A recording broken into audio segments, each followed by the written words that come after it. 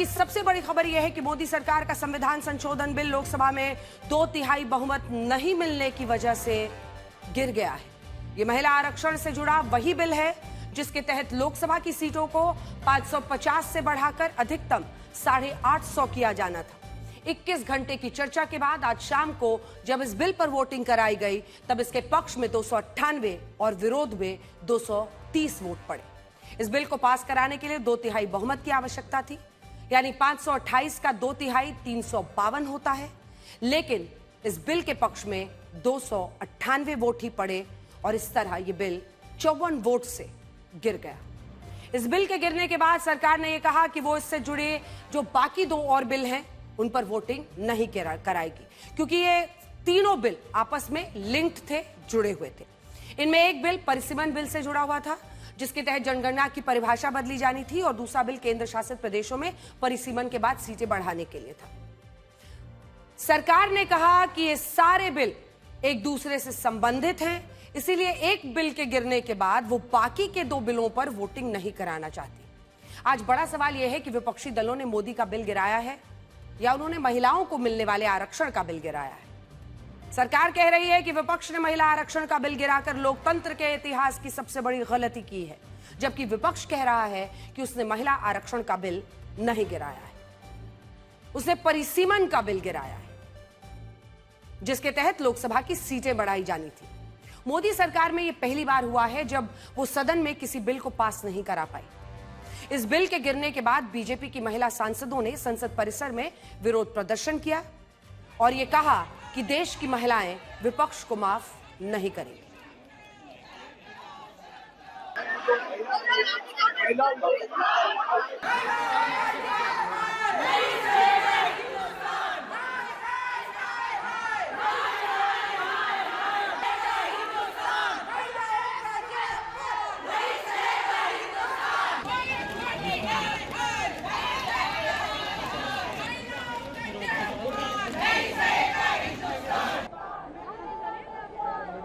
अगर यहाँ से मार्च निकालेंगे हमारी शक्ति का अपमान, शक्ति का अपमान। तो इन तस्वीरों पर थोड़ी सी जानकारी आपको दिखा देते हैं आगे बढ़ने से पहले, क्योंकि देखिए अभी तक आपने देखा होगा हर मुद्दे पर जो विपक्ष है वो विरोध करता था, लेकिन आज जब ये बिल गिरा है और ये जो सुनिश्चित करता था बिल की 2029 में ही 33% महिलाओं को टिकट देने के लिए हर पार्टी मजबूर हो जाती, क्योंकि वो सीटें ही उनके लिए आरक्षित हो जाती, वहां से पुरुष लड़ ही नहीं सकते, महिलाएं ही लड़ पाती, वो 29 के लिए मुमकिन नहीं हो पाएगा क्योंकि ये बिल गिर गया है। विपक्ष को विरोध करते आप देखते थे, लेकिन अब काली तख्तियों के साथ सत्ता पक्ष वहां पर विपक्ष के खिलाफ आवाज बुलंद कर रहा है। और इस वक्त भी जब आप रात के 9 बजे ये बुलेटिन देख रहे हैं तो सत्ता पक्ष की ये तमाम सांसद आज संसद परिसर में अपना विरोध प्रदर्शन कर रही हैं और वो कह रही हैं कि देश की महिलाएं विपक्ष को माफ नहीं करेंगी। सरकार को ये बात पता थी कि इस बिल को पास कराने के लिए विपक्ष का समर्थन उनको हर हाल में चाहिए होगा। इसके लिए प्रधानमंत्री मोदी, गृह मंत्री अमित शाह, संसदीय कार्य मंत्री किरेन रिजिजू समेत बीजेपी और एनडीए दोनों के ही तमाम सांसदों और शीर्ष नेताओं ने विपक्ष से इस बिल को समर्थन देने की अपील की। प्रधानमंत्री मोदी ने तो ये लिखा कि लोकसभा के सभी सांसद अपनी अंतरात्मा को सुने और देश की आधी आबादी को उसका हक दिलाएं, लेकिन विपक्ष ने प्रधानमंत्री मोदी की अपील को नहीं माना। गृह मंत्री अमित शाह ने भी कहा कि विपक्ष सिर्फ मोदी विरोध के चक्कर में महिला आरक्षण से जुड़े बिलों का विरोध कर रहा है। उन्होंने ये भी कहा कि अगर विपक्ष तैयार है तो सरकार 1 घंटे के अंदर समान रूप से सभी राज्यों में 50% सीटें बढ़ाने का बिल ला सकती है, लेकिन विपक्षी दलों ने इसका भी विरोध जारी रखा। अखिलेश यादव ने कहा कि अगर बीजेपी ये लिखकर भी दे दे कि वो किसी महिला को प्रधानमंत्री बनाएगी तो तब भी वो उस पर भरोसा नहीं करेंगे। देखिए आज कैसे संसद में इस पर खूब हंगामा हुआ है। गृह मंत्री अमित शाह ने यह भी कहा कि इस बिल का विरोध करने के लिए देश की महिलाएं विपक्षी दलों को माफ नहीं करेंगी। उन्होंने कहा कि जब ये विपक्षी दल चुनाव में वोट मांगने जाएंगे तो मातृशक्ति इसका पूरा हिसाब लेगी। उन्होंने यह भी कहा, गृह मंत्री अमित शाह ने आज, कि जब जनता के बीच यही नेता विपक्ष के पहुंचेंगे तो महिलाएं उनसे पूरा हिसाब मांगेगी कि जब 29 में यह आरक्षण लागू हो सकता था तो उसके लिए समर्थन करने वाले बिल पर आप लोगों ने वोट खिलाफ में क्यों डाला। इस बिल के गिरने के बाद बीजेपी के सांसदों ने कहा कि विपक्ष और खासकर राहुल गांधी राजनीति में महिलाओं के प्रतिनिधित्व के खिलाफ है। स्पष्ट है कि कांग्रेस पार्टी, विशेष रूप से राहुल गांधी, हर बात का विरोध करते हैं। और आज जब नारी उत्थान और नारी विकास के लिए नरेंद्र मोदी की सरकार समर्पित है, उसका भी विरोध। सीट बढ़ा दिया गया, 50% का कमिटमेंट भी दे दिया गया, ऑफर दिया गया, उसका भी विरोध। तो स्पष्ट है कि ये लोग नारी विकास, नारी वंदन, नारी रिप्रेजेंटेशन के पूरे मांग का विरोध करते हैं। देश की जनता और देश की माताएं बहनें उनको कभी माफ नहीं करेंगी। प्रतीत होता है कि इस बिल के गिरने के बाद सत्ता पक्ष विपक्ष को घेरने के मूड में है। जब बीजेपी की महिला सांसद सदन के बाहर इस वक्त भी विरोध प्रदर्शन कर रही हैं, तो आप इससे मूड समझ सकते हैं कि क्या बन रहा है। विपक्षी दलों का जो भी इस मुद्दे पर स्टैंड है, उसको लेकर सरकार उनको कटघरे में खड़े कर रही है। विपक्षी दलों का कहना है कि उन्होंने महिला आरक्षण का विरोध नहीं किया, बल्कि परिसीमन के बिल का विरोध किया है। हालांकि कई लोग जिस बात को नहीं ध्यान दे रहे हैं वो सिर्फ इतनी है कि जो नारी शक्ति वंदन अधिनियम था वो भी लिंक था परिसीमन से। उसमें भी कहा गया था कि सेंसस करेंगे, सेंसस के बाद डिलिमिटेशन से सीटें बढ़ाएंगे और जब सीटें बढ़ जाएंगी उसके बाद से हम आरक्षण देंगे। लेकिन हुआ क्या? चूंकि वक्त सेंसस में लग रहा है, ऐसा बताया गया गृह मंत्री की तरफ से, जो कि सेंसस शुरू हो चुका है, तब उन्होंने कहा कि सेंसस चल रहा है, इस दौरान सीधा 50% के फॉर्मूले के साथ परिसीमन करते हैं, सीटें हर राज्य की बढ़ाते हैं और आरक्षण लागू कर देते हैं। सुनिए। हमने क्लियरली बोला है कि ये महिला बिल नहीं है जी। ये हिंदुस्तान का राजनीतिक जो स्ट्रक्चर है, इलेक्टोरल स्ट्रक्चर है, उसको बदलने की कोशिश है। ये हमने रोक दिया है। और मैं अभी कह रहा हूँ, प्रधानमंत्री से कह रहा हूँ, अगर आप महिला बिल चाहते हैं 2023 का महिला बिल निकालिए, उसका इम्प्लीमेंटेशन आज से करिए और पूरा का पूरा ऑपोजिशन 100% आपको समर्थन देगा और महिला बिल हम इमीडिएट इम्प्लीमेंटेशन करा देंगे। ये देश की अखंडता की बात है। हम कभी इससे सहमत नहीं हो सकते कि आप इस महिला आरक्षण को इस तरह से परिसीमन से जोड़ें कि वो पुरानी जनगणना पर चले जिसमें ओबीसी शामिल भी नहीं है। तो ये मुमकिन ही नहीं था कि ये बिल पारित हो। और मेरे ख्याल से हमारे देश के लोकतंत्र के लिए, हमारे देश की अखंडता के लिए ये एक बहुत बड़ी महिला विरोधी माइंडसेट की वो कह रहे हैं जिन्होंने हाथरस में कुछ नहीं किया, जिन्होंने उन्नाव में कुछ नहीं किया, जिन्होंने मणिपुर की महिलाओं के लिए कुछ नहीं किया, जिन्होंने खिलाड़ियों के लिए कुछ नहीं कहा, ये कह रहे हैं कि हमारा विरोधी माइंडसेट है महिलाओं का। महिला आरक्षण के पक्ष में है, महिलाओं को अधिकार मिले, उनका सम्मान बढ़े, उनको राजनीति में स्थान मिले, उसके पक्ष में है। लेकिन जिस तरीके से भारतीय जनता पार्टी उस बिल के साथ और चीजों को छिपा करके ला रही थी, उसका विरोध था। जो वो महिलाओं का हक अधिकार का हरण करना चाहते थे, हम लोगों ने लक्ष्मण रेखा ऐसी खींची जिससे वो पार नहीं कर पाए। हमने कहा था कि हम महिला आरक्षण के लिए बिल्कुल समर्थक है, हम आज भी वोट करने के लिए तैयार हैं। लेकिन डिलिमिटेशन से आप इससे कोई लेना देना नहीं है। आप इन दोनों को डीकपल कीजिए, मतलब अलग अलग कीजिए। डिलिमिटेशन को ले आना बहुत बड़े बड़े मुद्दे उठाते हैं और हम वो नहीं चाहते थे, क्योंकि दक्षिण भारत के विषय, छोटे राज्यों के विषय, बहुत सारे विषय होते हैं। तो इसलिए हमने कहा कि आप महिला आरक्षण तुरंत लेके आइए, हम समर्थन दे देंगे। लेकिन डिलिमिटेशन, ये वोट जो हमने किया खिलाफ, ये महिला आरक्षण के खिलाफ नहीं है, ये सिर्फ डिलिमिटेशन के खिलाफ। जो बात हम पहले दिन से कह रहे हैं कि बिना शर्त के, बिना परिसीमन के शर्त के, बिना जनगणना के शर्त के आप महिला आरक्षण लागू करिए, ताकि वर्तमान में अभी जो सदन की जो संख्या है उस पर लागू हो। इस प्रकार का कानून भाजपा अगर लाते तो बात बहुत आगे बढ़ती। कहीं ना कहीं भाजपा को सिर्फ राजनीति करनी है, भाजपा को विपक्ष पर आरोप लगाना है, और इस प्रकार की जो राजनीति आज देश समझ चुका है। मान्यवर, मैं समझ रहा हूं कि ये वोट नहीं देंगे तो महिला आरक्षण का बिल गिर जाएगा, मगर इस देश की महिलाएं देख रही है, उनके रास्ते का रोड़ा कौन है वो देख रहे हैं। मान्यवर,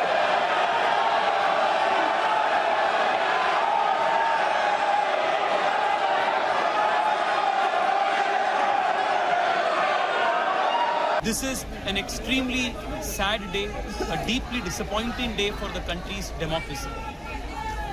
We had an opportunity to make history by providing the rightful share for the women of this country in the policy-making space in the country.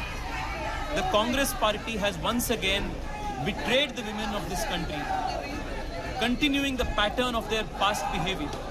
At least half a dozen times in the past they have rejected, sabotage the women's reservation bill, just like how they have done today. तो बड़ी खबर इस वक्त की आपको बता दें, महिला विधेयक की हार के विरोध में बीजेपी देशव्यापी प्रदर्शन करेगी। कल से देश भर में कई प्रदर्शन आयोजित किए जाएंगे। एनडीए के सहयोगी भी इन प्रदर्शनों में भाग लेंगे। तो कुल मिलाकर पूरी तरह से सरकार को घेरने की कोशिश है। कल देश भर में अलग अलग जगहों पर प्रदर्शन होगा। लोकतंत्र के लिए इसे काला दिन बता रहे हैं जेपी नड्डा, केंद्रीय मंत्री और पूर्व अध्यक्ष भारतीय जनता पार्टी के। कल देश भर में प्रदर्शन करेगी बीजेपी, इसका भी ऐलान हो रहा है। और विपक्ष के राजनीतिक अंत की शुरुआत इसे करार दे रहे हैं स्वास्थ्य मंत्री जेपी नड्डा। शक्ति का क्रोध इन्हें ले डूबेगा, नारी शक्ति का आक्रोश रुकने वाला नहीं है। और यही वो बात है जिसकी चर्चा पहले से हो रही थी कि अगर ये संविधान संशोधन बिल गिर जाता है, उसके बाद बीजेपी इसको विपक्ष के खिलाफ एक बड़ा मुद्दा बनाएगी। मौसमी हमारी सहयोगी हमारे साथ इस वक्त जुड़ रही हैं। मौसमी, आज सुबह से हम लोग यही चर्चा कर रहे थे कि स्थिति ऐसी ही है कि ये कानून, ये जो 131वां संविधान संशोधन विधेयक है जिससे महिला आरक्षण लागू हो 29 में, ये गिरेगा। नंबर्स उनके पास थे नहीं। और अब वो कह रहे हैं कि कल से देशव्यापी आंदोलन बीजेपी करेगी अलग अलग जगहों पर, ये बताने के लिए कि विपक्ष ने कैसे इस बिल को गिरा दिया और महिला आरक्षण लागू नहीं होने दिया। एकदम अंजना, ये साफ था प्रधानमंत्री के भाषण से भी कि अगर आप ये बिल पास नहीं होने देते तो हाँ, हमें सियासी फायदा जरूर होगा, लेकिन अगर आप पास कर देते हैं तो मैं क्रेडिट नहीं लूंगा, बीजेपी क्रेडिट नहीं लेगी। तो उससे ही पटकथा लिख दी गई थी कि किस तरीके से ये पूरा सियासी नैरेटिव बुना जाएगा दोनों पक्षों की तरफ से। आप ये देखिए कि राहुल गांधी ने भी ट्वीट किया है और लिखा है कि किस तरीके से संविधान को पर हमले की कोशिश की और इंडिया जीत गया।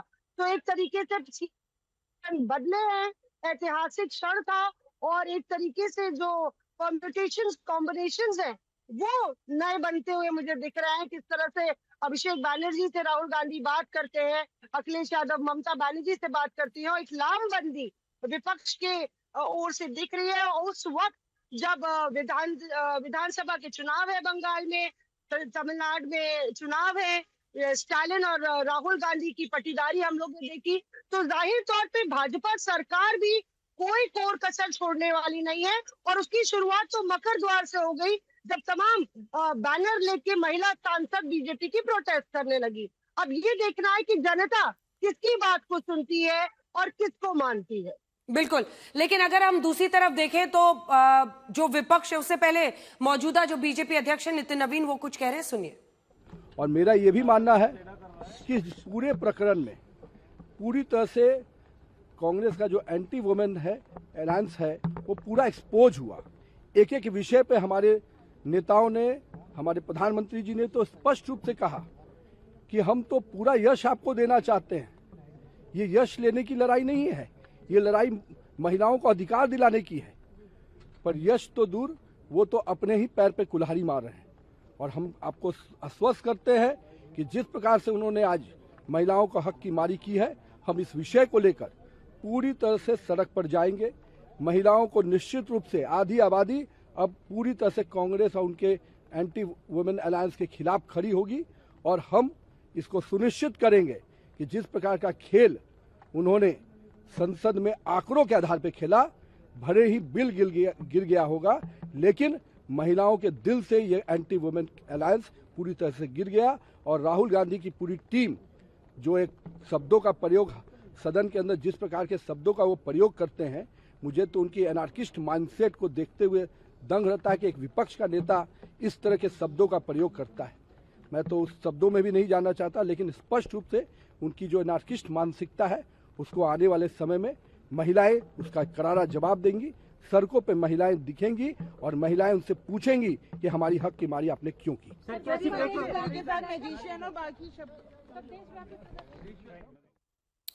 तो आप सुन रहे थे बीजेपी अध्यक्ष को। बीजेपी के नए अध्यक्ष नितिन नवीन ये कह रहे हैं कि जो महिला विरोधी मानसिकता है वो विपक्ष का सामने आ गया है, महिलाएं उन्हें माफ नहीं करेंगी। और इसी मुद्दे पर वो राहुल गांधी को खास तौर पर उनकी आज की भाषा पर घेर रहे थे, जो प्रधानमंत्री के खिलाफ उन्होंने बोला है। मौसमी हमारे साथ इस वक्त जुड़ी हुई हैं। मौसमी, आज सबसे बड़ी बात यह है कि देखिए, अब एनडीए को जैसे लगता है कि तमिलनाडु, पश्चिम बंगाल और इन चुनावों में जिसमें अभी वोटिंग होनी है 23-29 को पश्चिम बंगाल में भी, ऐसे में एक नई संजीवनी मिल गई है। क्योंकि आप देखिए कि कैसे सभी पार्टी के बड़े बड़े नेता, कार्यकर्ता, महिला सांसद मकर द्वार पर सब एक्टिव हो गए हैं अब इस मुद्दे पर। बिल्कुल, देखिए आप किस तरीके से पहले हमने देखा कि एमके स्टालिन ने इसको पूरा मुद्दा बनाया तमिलनाडु की अस्मिता का, आइडेंटिटी का, और ये तय हो गया था कि किस तरीके से आज अमित शाह ने भी बोला कि नारी शक्ति जो है वो आपको छोड़ेगी नहीं अगर आप इस बिल को गिराते हैं। पूरा देश देख रहा है, देश की सभी महिलाएं देख रही हैं। तो ऐसे में जब विधानसभा चुनाव चल रहे हैं तो जाहिर तौर पे जो बीजेपी का प्रचार होगा वो देश की आधी आबादी को कैसे उसका हक दिलाने में इंडिया ना दिलाने में इंडिया ब्लॉक का पूरा हाथ था, कैसे ममता बनर्जी और राहुल गांधी की साठगांठ थी, इस पर फोकस अब बीजेपी की पूरी कैंपेन में रहेगा। नितिन नवीन यही कह रहे थे कि सड़कों पर हमारी महिलाएं उतरेंगी। तो ये पूरा अब एक जो नैरेटिव संसद की जो आमने सामने की लड़ाई थी वो अब सड़कों पर हम लोग को नजर आएगी। देखना ये है कि आखिर किस तरीके से विपक्ष जो है डीलिमिटेशन की बात को कितना घर कर पाता है जनता के दिलो दिमाग में। बिल्कुल, आज हम संसद में जो कुछ हुआ अपने दर्शकों को बता देते हैं, क्योंकि देखिए बीते 2 दिन से संसद का विशेष सत्र बुलाया गया। 3 दिन का ये विशेष सत्र, जिसमें पहले दिन जमकर बहस हुई। गृह मंत्री अमित शाह ने बीते दिन भी कहा, कई बार उन्होंने इंटरजेक्शंस भी किए, राहुल गांधी ने जमकर प्रहार किया, प्रियंका गांधी बोली। लेकिन इन सब के बीच अगर आप देखिए तो बीजेपी अध्यक्ष क्या इंगित कर रहे हैं। उनका ये कहना है कि जब ये बिल संसद में गिर गया उसके बाद विपक्ष ने जिस तरह का जयनाद किया, यानी उन्होंने टेबल थपथपाई और उसका जश्न मनाने लगे, ये कहीं ना कहीं महिला विरोधी है। क्योंकि ये परिसीमन का बिल ही ये सुनिश्चित करता है, ये संविधान संशोधन बिल ही सुनिश्चित करता कि 29 में महिलाओं को आरक्षण मिले। लेकिन विपक्ष के रवैये पर वो सवाल खड़े कर रहे हैं और ऐसा प्रतीत होता है कि अब बीजेपी इसको देशव्यापी आंदोलन के तौर पर जनता के बीच ले जाएगी, जिसमें वो विपक्ष को ये कहेगी कि उनके इस रवैये की वजह से ये जो बिल है अब पास नहीं हुआ है। यानी इसका सीधा अर्थ यह है कि 2029 में महिला आरक्षण को लागू कराने में बाधाएं आएंगी। आपको ये भी बता दें कि आज जब वोटिंग की शुरुआत हुई, प्रधानमंत्री नरेंद्र मोदी भी वहां पर पहुंचे थे और सभी सांसदों ने वोट किया। लेकिन इस बात को लेकर भी चर्चा हो रही है कि आखिर कितने सांसद जो दोनों तरफ से थे, एक बार अगर आप टैली मेरे साथ दिखा दें तो हम अपने दर्शकों को बता पाएंगे कि स्थिति क्या हुई। देखिए, आमतौर पर 540 सांसद रहते हैं, क्योंकि 543 है लेकिन 3 सीट्स वेकेंट है, तो 540 सांसदों को वोट करना था। लेकिन अगर आज आप देखेंगे तो जो वोटिंग की स्थिति रही उसमें 298 वोट, मेरे साथ अगर टैली दिखा दें, ये देखिए 298 वोट गए सत्ता पक्ष को, यानी इस बिल के पक्ष में। अब अगर आप एनडीए का कुनबा मिलाते हैं तो कुल 293 सांसद एनडीए की तरफ थे, लेकिन इनको लगभग 5 सांसदों का और वोट मिला। वहीं दूसरी तरफ अगर आप देखिए तो 230 सांसदों का वोट विपक्ष को मिला। चाहिए कितने थे? क्योंकि अगर आप देखेंगे तो अगर कुल 489 लोगों ने वोट किया, 2/3 बहुमत चाहिए था, वो 300 पार का नंबर था और उस नंबर पर पक्ष नहीं पहुंच पाया और इसी वजह से ये संविधान संशोधन बिल गिर गया। अब इसको कैसे देशव्यापी आंदोलन बना रहे हैं, इसी पर चर्चा आगे लिए चलते हैं। एक बार तस्वीरें दिखा दीजिए उन महिला सांसदों की जो विरोध कर रहे हैं। तेवर साफ दिख रहे हैं, तेवर साफ दिख रहे हैं। अगर संसद के बाहर ही महिला जो मकर द्वार है वहां पर बीजेपी की महिला सांसद विरोध प्रदर्शन कर रही है ऐश्वर्या, तो ये इस बात की दस्तक है। और कुछ देर पहले बीजेपी अध्यक्ष नितिन नवीन कह रहे थे कि हम देशव्यापी आंदोलन करेंगे, जनता के बीच जाकर बताएंगे कि ये जो अलायंस है, विपक्षी गठबंधन है, ये महिला विरोधी है। ऐश्वर्या। बिल्कुल पूरी तरीके से देखिए अंजना, आप अनुमान लगा सकते हैं जिस तरीके की तैयारी भारतीय जनता पार्टी ने करी कि जो तख्तियां थी, जो पोस्टर्स थे और जो महिला सांसद जिनको तैयार किया गया था, तो वो सब पूरी तरीके से तैयार थे। और जैसे ही बिल गिर गया, हमने देखा मकर द्वार के ऊपर इनफैक्ट एक मार्च भी हुई। मैं आपको बता दूं, लगभग 1 किलोमीटर की एक लंबा सा जो मार्च था, वो भी महिलाएं जो आई हुई थी और जो महिला सांसद थी उन्होंने की। मैं आपको बता रही हूँ, आप आज रात बीतने दीजिए और कल सुबह से आप पिक्चर्स देखेंगे, सिर्फ दिल्ली नहीं बल्कि पूरे देश भर के अंदर किस तरीके से इसको एक आंदोलन के तौर पे खड़ा किया जाएगा। और सबसे ज्यादा अग्रेसिव जो भारतीय जनता पार्टी होगी वो होगी पश्चिम बंगाल में और तमिलनाडु में। इन 2 स्टेट्स के अंदर आपको नजर आएगा कैसे बड़े बड़े पोस्टर्स, बड़े बड़े बैनर्स लगाए जाएंगे, क्योंकि भारतीय जनता पार्टी का कहना है कि हमने तो आपको मौका दिया था, लेकिन कांग्रेस पार्टी और विपक्षी पार्टियों ने इस मौके को नहीं बुलाया। अंजना। बिल्कुल, और इस बात का संदेश भी अगर मौसमी, क्या विपक्ष में इस बात को लेकर भी चिंता है, क्योंकि वो भी जान रहे थे कि भाई ये तो ट्रैप है, और ये खुद ही से कह रहे थे, प्रधानमंत्री ने बीते दिन कहा कि भाई मैं क्रेडिट का आपको ब्लैंक कैश दे रहा हूं, आप इसको इनकैश कीजिए। हाँ, अगर पास हो जाता है तो सब में क्रेडिट बढ़ जाएगा, लेकिन अगर गिर जाता है तो सारा क्रेडिट मुझे चला जाएगा, फायदा मुझे हो जाएगा। तो ये बात तो साफ थी। क्या विपक्ष में इस बात को भीतर खाने कैमरे के पीछे चिंता है कि अब बीजेपी इसको कैसे मुद्दा बना रही है? अंजना, मुझे नहीं लगता कि उनको चिंता है, बल्कि जो मेरी नेताओं से बात हो रही थी, अखिलेश यादव बाहर निकले, उनका जो हाव भाव था, बॉडी लैंग्वेज थी, जो 230 का आंकड़ा आया है, कहीं ना कहीं विपक्ष को लगता है कि ये एक बहुत बड़ा झटका है मोदी सरकार के लिए। और क्योंकि शायद उनका ये कहना है कि बीजेपी ने भी कल्पना नहीं की थी कि ये बिल इस कदर गिर जाएगा। वहीं आप देखिए कि जिस तरीके से 2 दिन की जो गतिविधियां हुई, इमरान प्रतापगढ़ी तो ये तक कह रहे थे कि देखिए बैनर छपवा के पहले से रखे हुए थे, यानी कि आंकड़े इनके साथ नहीं थे। तो अपने आप में ये बार बार कहा जा रहा था कुछ ना कुछ तो बीजेपी करेगी। पूरे दिन सुबुगाहट थी कि शायद कुछ चर्चा हुई है कि आखिर 298, क्योंकि एनडीए के जो साथी हैं उनको मिलाकर जो ऑफिशियली जो उनके साथ हैं 293 नंबर होता है, ये 298 पक्ष में वोट हुए हैं और बाकी 230 विपक्ष में। इस बारे में जानकारी है क्या? एक बार जरा बड़ी स्क्रीन पर भी लिए चलते हैं, वहीं से ये सवाल कर लेंगे, क्योंकि ये नंबर बहुत दिलचस्प है। अगर आप देखिए, वैसे तो आप अगर देखिए तो जो कुल संसद का इस वक्त ये है, मार्कर आपके लिए ले लेते हैं एक बार, जिससे आपको समझ में आ जाएगा। क्योंकि जब आप देखेंगे तो ये पूरा जो नंबर है ब्लैक का, ये देखिए, इसमें आप देख रहे हैं कि ये, लेकिन 298 लोगों ने पक्ष में वोटिंग की, और जो जरूरी 2/3 बहुमत थी वो थी 355 की, लेकिन 352 की और 230 विरोध में। मौसमी, क्या इस पर क्लैरिटी है?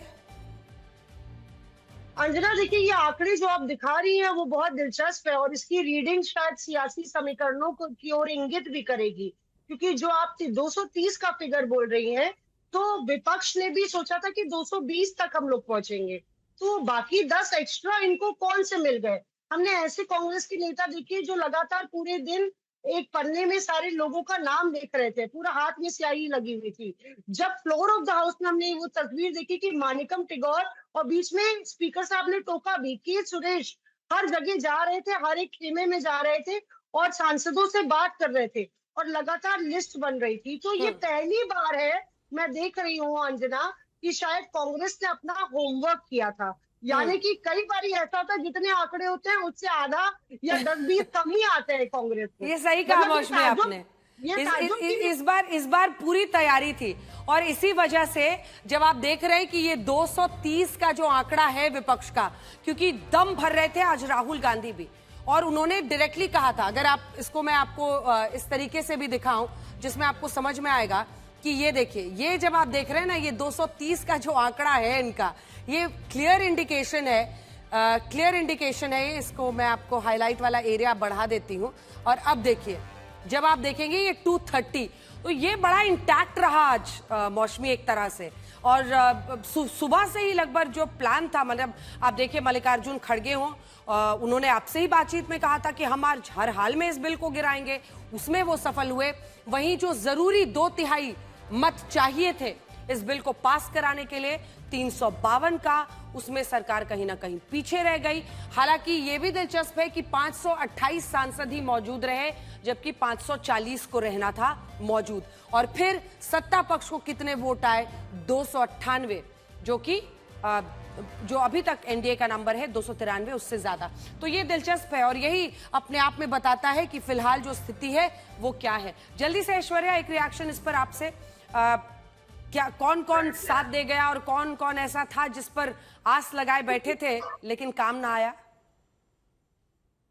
देखिए, मैं आपको बता दूं, जो इंडिपेंडेंट्स है, भारतीय जनता पार्टी ने थोड़ी सी आस उनके साथ जरूर लगाई थी, लेकिन जो इनको मिला है 293, ये जो इनका एनडीए का आंकड़ा है, वो सिर्फ और सिर्फ 5 ज्यादा। कहीं ना कहीं भारतीय जनता पार्टी ये जानती थी, और वो कहीं ना कहीं मैं आपको बता दूं 24 घंटे में थोड़ा सा शिफ्ट, 24 नहीं 12 घंटे में थोड़ा सा शिफ्ट था। बीजेपी ये कहने लगी थी कि हमारे लिए तो विन विन सिचुएशन है, अगर पास हो जाता है तो बहुत बड़ी जीत होगी, लेकिन अगर नहीं पास होता है, अगर गिर जाता है, तो भी हम ये नैरेटिव को घर घर में लेके जाएंगे। अंजना, बिल्कुल, और उसी नैरेटिव को वो ले जाते हुए दिखाई भी दे रहे हैं, क्योंकि अब घर घर में, जैसा आपने देखा, बीजेपी अध्यक्ष नितिन नवीन ये कह रहे हैं कि हम घरों में जाएंगे और लोगों को बताएंगे, अलग अलग जगहों पर पूरे देश में हम देशव्यापी आंदोलन इसके खिलाफ करेंगे और ये समझने की कोशिश करेंगे, लोगों को ये कन्वे करेंगे कि क्या कुछ हुआ है। एक बार अगर वोटिंग के दौरान जिस तरह का सस्पेंस वहां पर बना हुआ था उसकी तस्वीरें आप दिखाएं, क्योंकि शुरू में जब आप देखिए नंबर सामने आए तो नंबर्स इससे कम थे, यानी कई ऐसे भी वहां पर सांसद थे जो ठीक से वोटिंग नहीं कर पाए। जैसा कि पहले भी बातचीत हो रही थी कि 2 बटन को एक साथ दबाना होता है, जिसमें वोटिंग भी रजिस्टर होती है कि आप वोट डाल रहे हैं और आप उसके खिलाफ या पक्ष में है, वो भी होता है। तो शुरू में जो वोटिंग के दौरान नंबर आया था वो काफी कम था, और फिर बाद में जाकर जब कई लोगों को पेपर से भी वोट डालने के लिए चांस मिला, तब उन्होंने। इस बीच आपको बताते हैं, गृहमंत्री अमित शाह ने विपक्ष ने बिल पास नहीं होने दिया, इसको लेकर एक पोस्ट डाला है। Congress, DMK, TMC, Samajwadi party, उन्होंने पार्टियों के नाम लिखकर कहा है बिल गिराकर जयनाद करना निंदनीय है। तो ये कांग्रेस, उसके सहयोगी बार बार ये करते हैं, बिल गिराकर उस पर ये देखिए नंबर आपके सामने है। ये सोच ना महिलाओं के हित में है ना देश के हित में है। गृहमंत्री अमित शाह ने कहा है नारी शक्ति का ये अपमान दूर तक जाएगा, तो बीजेपी इसको एक बड़ा मुद्दा बनाने वाली है, इनको महिलाओं का आक्रोश झेलना पड़ेगा। और गृहमंत्री अमित शाह ने कहा है कि बिल को गिराने के बाद जिस तरह से जयनाद किया वो निंदनीय है।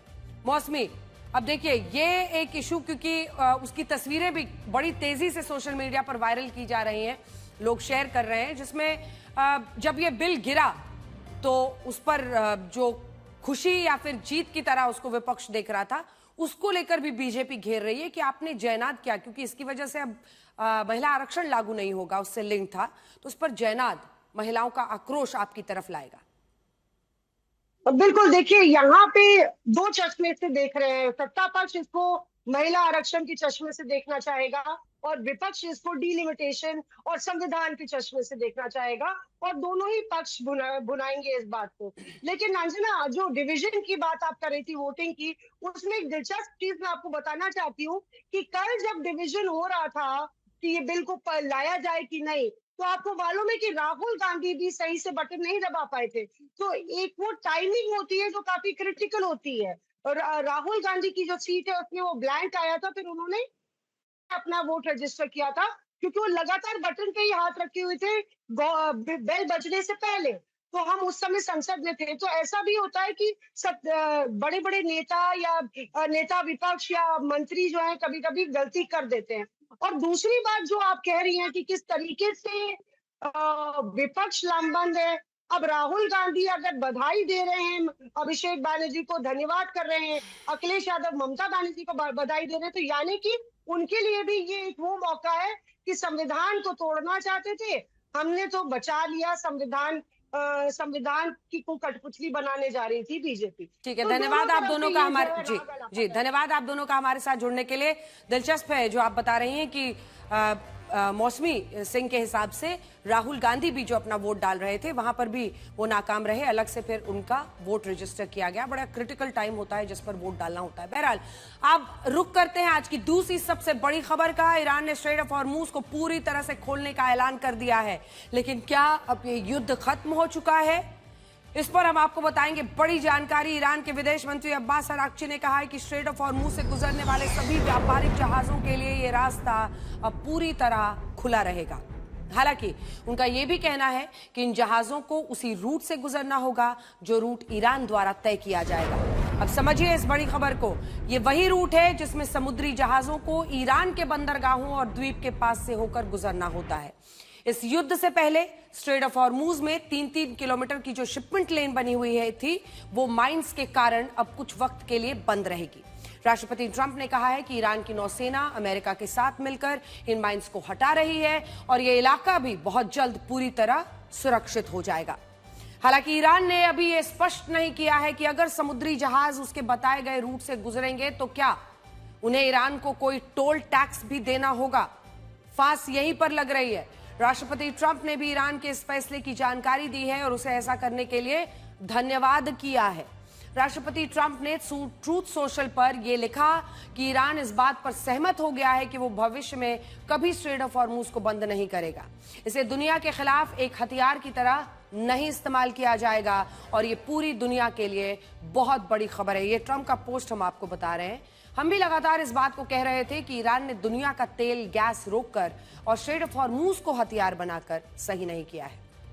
जिन देशों की कोई गलती नहीं थी उनके तेल और गैस को रोकना अपराध जैसा था, लेकिन अब राष्ट्रपति ट्रंप कह रहे हैं कि इस पर भी डील हो गई है और ईरान मान गया है वो दोबारा अभी हॉर्मूज को अपना हथियार नहीं बनाएगा। इस फैसले से दुनिया में 20% कच्चे तेल, 22% नेचुरल गैस, 20 से 30% फर्टिलाइजर की आपूर्ति बहाल हो सकती है। दुनिया में इसके कारण जो शेयर बाजार डूब रहे हैं, कच्चे तेल की कीमतों में वृद्धि हुई है, वो अब नीचे आ सकती है, संभल सकती है।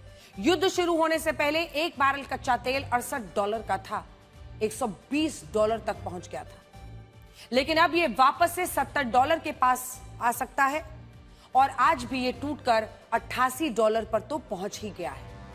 ये कीमत ब्रेंट क्रूड इंडेक्स की है, जबकि WTI इंडेक्स में एक बैरल कच्चा तेल $84 पर पहुंच गया है। आप में से कई लोग इस खबर को देखकर राहत की सांस ले रहे होंगे।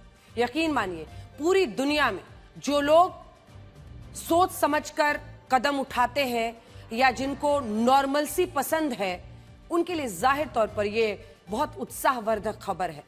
वरना ऐसे लोग जो युद्ध के पीछे भाग रहे थे, एक अजीब सा फितूर और पागलपन था, वो पूरी दुनिया को डुबाने की तरफ विश्व को ले जा रहे थे। यहां यह समझना भी जरूरी है कि अमेरिका ने ईरान को हॉर्मूज में झुकाया कैसे। ईरान का कहना है कि उसने ये फैसला लेबनान में सीज फायर के कारण लिया है, लेकिन इसी के साथ सवाल यह भी है, हकीकत क्या यह है कि इसके पीछे अमेरिका का नेवल ब्लॉकेड है? ईरान ने हॉर्मूज में क्या किया था? उसने वहां नाकेबंदी लगाकर इस रास्ते को बंद कर दिया था। अमेरिका ने हमले करके धमकियां दी, धमकियां देकर इस समुद्री रास्ते को खुलवाने की कोशिश की, लेकिन ईरान पर कोई असर नहीं हुआ। इसके बाद अमेरिका ने चाइना के महान दार्शनिक सुन त्सू के उस सिद्धांत को अपनाया जिसका जिक्र द आर्ट ऑफ वॉर नाम की एक पुस्तक में है। इसमें लिखा है कि सिर्फ युद्ध जीतना ही महानता नहीं है। सबसे बड़ी जीत तब होती है जब बिना लड़े ही दुश्मन को हरा दिया जाए। इसी सिद्धांत को अपनाते हुए अमेरिका ने पहले सीज फायर किया, युद्ध को रोका, बाद में स्ट्रेट ऑफ हॉर्मूज में ईरान के ब्लॉकेड के खिलाफ अपनी नौसेना का ब्लॉकेड लगा दिया। इससे ईरान पर दबाव बना, उसके जहाजों की आवाजाही ही रुक गई थी। आवाजाही रुकी तो ईरान का तेल निर्यात पूरी तरह ठप हो गया। अब ईरान फंस गया। ईरान इस अमेरिकी नाकेबंदी से पहले युद्ध के दौरान हर दिन 18 लाख बैरल कच्चे तेल का निर्यात कर रहा था। इनमें से 90% कच्चा तेल अकेले चीन को मिल रहा था, लेकिन अमेरिकी नाकेबंदी के कारण यह व्यापार ठप हो गया। जाहिर तौर पर चाइना भी बिलबिला उठा होगा। ईरान की मुश्किलें बढ़ने लगी।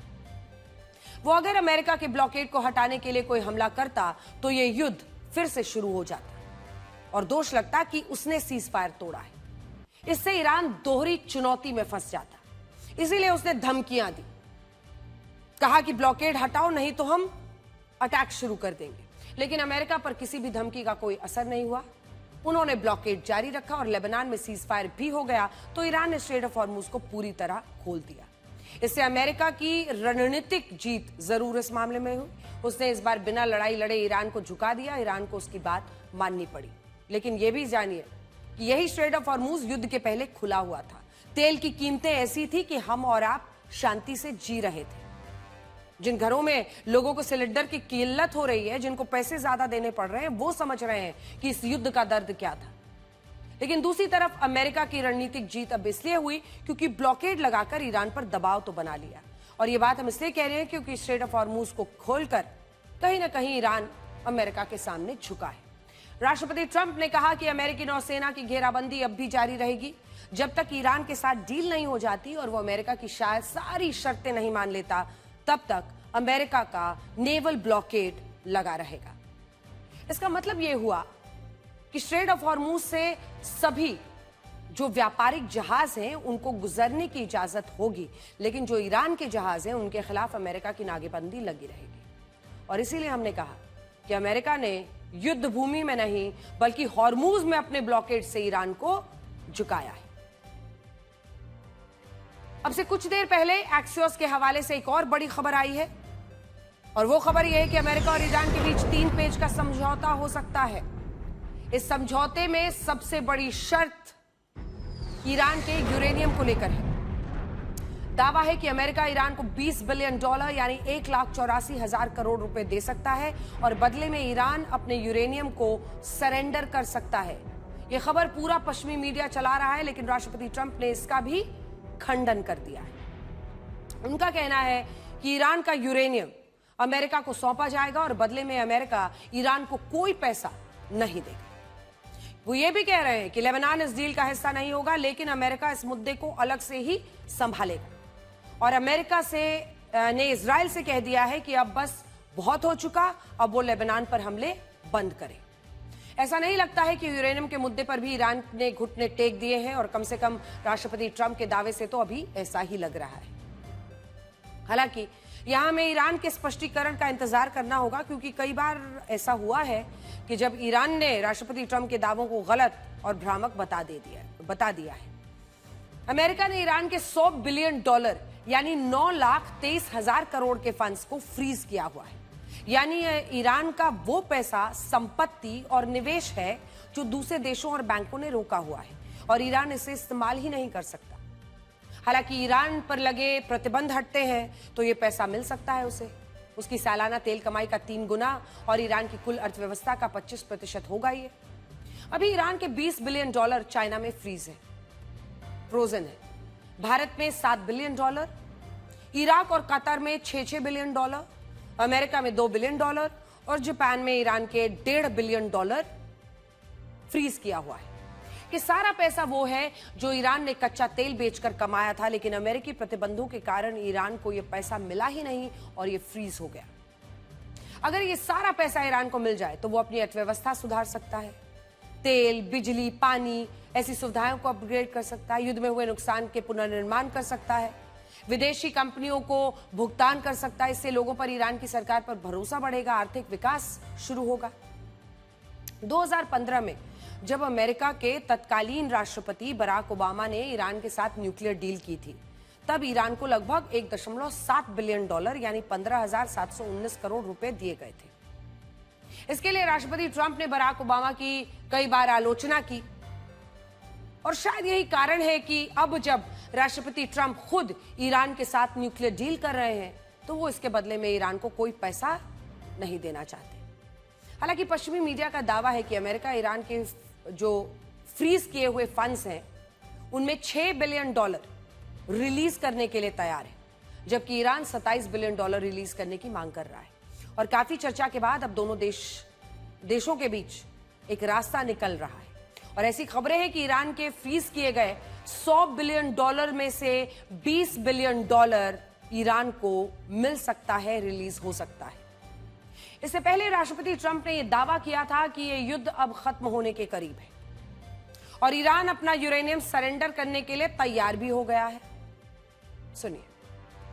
deal, would you be willing to extend the ceasefire, or will the fighting resume, Mr. President? I would say the fighting. If there's no deal, fighting resume. Very important is that Iran does not have a nuclear weapon, and they've agreed to that. Iran's agreed to that, and they've agreed to it very powerfully. They've agreed to give us back the nuclear dust that's way underground because of the attack we made with the B-2 bombers. So we have a lot of agreement with Iran, and I think something's going to happen very positive. इससे पहले Lebanon और Israel के बीच 10 दिन का cease fire लागू हुआ। इसका ऐलान होते ही लेबनान में जश्न बना। लेबनान में बेरूत और सिदोन की सड़कों पर जश्न का माहौल है। लोगों ने आतिशबाजी की, खुशी में हवाई फायर भी की। वो खुशी ऐसे ही मनाते हैं। दक्षिण लेबनान की ओर जाने वाले रास्तों पर विस्थापित लोगों की लंबी कतारें नजर आ रही हैं।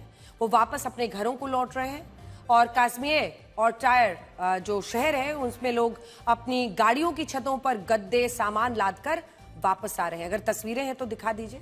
ये देखिए, इजरायली हवाई हमलों में क्षतिग्रस्त हुए पुलों, सड़कों को दुरुस्त करने का काम युद्ध स्तर पर शुरू कर दिया गया है ताकि कम से कम संपर्क तो बहाल हो सके। जहां एक और लोग खुश हैं, वहीं टायर के राहत शिविरों में रह रहे कुछ परिवारों को डर भी ये है कि सीजफायर कब तक चलेगा, क्योंकि इजरायली सेना अभी भी दक्षिणी क्षेत्र के कुछ हिस्सों में मौजूद है और इजरायल ने साफ कह दिया है कि उनकी सेना जो दक्षिणी लेबनान में है वो वही रहेगी। इजरायल के प्रधानमंत्री बेंजामिन नेतन्याहू ने कहा है कि वो 10 दिन के सीजफायर पर सहमत हैं, लेकिन उन्होंने साफ किया कि वो हिजबुल्लाह की उस मांग को नहीं मानेंगे जिसमें दक्षिण लेबनान से इजरायली सेना को पूरी तरह अंतर्राष्ट्रीय सीमा तक हटाने की बात कही गई थी। नेतन्याहू ने कहा कि इजरायल सीरियाई सीमा तक एक व्यापक सुरक्षा क्षेत्र बनाए रखेगा ताकि अपनी सुरक्षा सुनिश्चित की जा सके। हमारे पास लेबनान के साथ एक ऐतिहासिक शांति समझौते तक पहुंचने का मौका है। राष्ट्रपति ट्रंप मुझे और लेबनान के राष्ट्रपति को इस समझौते को आगे बढ़ाने के लिए आमंत्रित करना चाहते हैं। मैंने एक विराम या अधिक सटीक रूप से कहूं तो 10 दिनों के अस्थायी युद्ध विराम के लिए सहमति दी है ताकि हम वॉशिंगटन में राजदूतों की बैठक के दौरान शुरू हुई बातचीत को आगे बढ़ा सकें।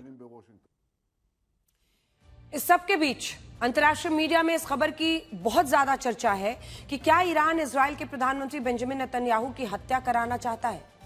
ईरान इंटरनेशनल के मुताबिक ईरान की संसद के उपाध्यक्ष अली निगजात ने यह धमकी दी है कि उनकी सरकार पूर्व सुप्रीम लीडर अयतुल्लाह खामेनी और शीर्ष अधिकारियों की हत्या का बदला जरूर लेगी।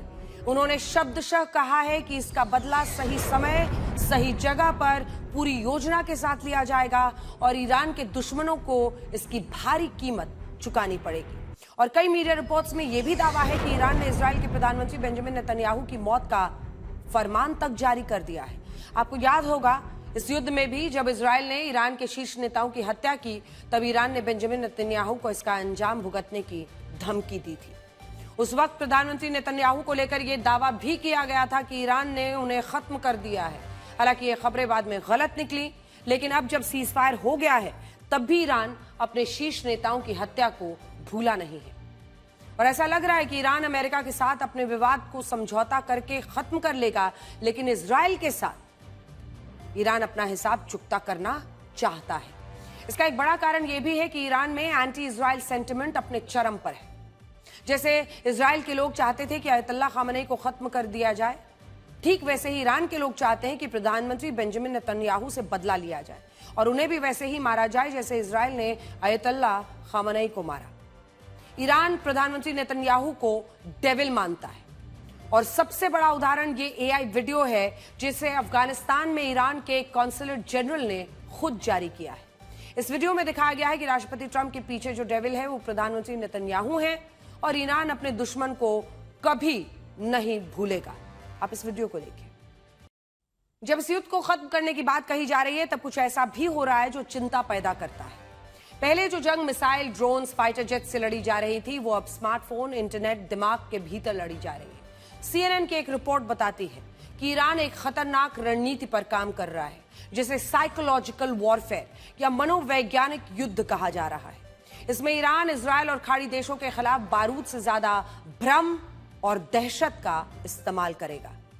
रिपोर्ट के मुताबिक ईरान और इसके प्रॉक्सी इजरायल और खाड़ी देशों के आम नागरिकों के मोबाइल पर फर्जी अलर्ट्स, धमकी भरे मैसेज भेज रहे हैं। अभी भी इन मैसेजेस का मकसद किसी इमारत को गिराना नहीं, बल्कि लोगों के आत्मविश्वास को गिराना है। जब आधी रात को किसी नागरिक के पास फर्जी हवाई हमले का मैसेज आता है तो वो अपने साथ अपने आसपास के लोगों में भी पैनिक फैला देता है। फर्जी अलर्ट के अलावा अब साइबर हमलों की सुनामी आ गई है, यानी हमले अब सैन्य और रिहायशी ठिकानों पर नहीं बल्कि डिजिटल इंफ्रास्ट्रक्चर पर हो रहे हैं। यूएई जैसे देशों में हर दिन लाखों साइबर अटैक दर्ज किए जा रहे हैं, जहां बैंकिंग सिस्टम पर अटैक के जरिए पैसों के लेन देन को बाधित करने की कोशिश की जा रही है और सरकारी सेवाओं को ठप करने का प्रयास हो रहा है। सबसे डरावना पहलू यह है कि हैकर्स सीसीटीवी, निगरानी कैमरास तक पहुंचने की कोशिश कर रहे हैं ताकि वो इन हमलों के बाद की अफरा तफरी को लाइव देख सकें, अपनी रणनीति उस हिसाब से बदल सकें और फिर वीडियोस फैलाएं। ईरान के रेवोल्यूशनरी गार्ड्स ने इस बार बड़ी कॉर्पोरेट कंपनीज के दफ्तर पर भी हमले किए थे। स्थिति इतनी गंभीर हो गई कि कई खाड़ी देशों में सुरक्षा कारणों से कंपनियों को वर्क फ्रॉम होम लागू करना पड़ा। रिपोर्ट के मुताबिक ये साइबर और मनोवैज्ञानिक युद्ध अमेरिका तक पहुंच गया। अमेरिकी सिस्टम को भी इसी तरह के साइबर खतरों और इंफॉर्मेशन वॉर का सामना करना पड़ रहा है। एक्सपर्ट्स का कहना है कि ईरान सीधे अमेरिका और इजराइल का सामना नहीं कर सकता, इसीलिए वो एसिमेट्रिक वॉरफेयर की मदद ले रहा है। इसमें कम खर्च में दुश्मन को ज्यादा मानसिक आर्थिक चोट पहुंचाई जा सकती है। ईरान की ये रणनीति है कि दुश्मन को हरा नहीं सकते तो उसे इतना डरा दो कि वो खुद लड़ना ही छोड़ दे। इस खतरे को देखते हुए खाड़ी देशों की सरकारों ने अब सख्ती बरतना शुरू किया है। अफवाह फैलाने वालों के खिलाफ गिरफ्तारियां हो रही हैं। साइबर सुरक्षा को वॉर लेवल पर अपडेट किया जा रहा है।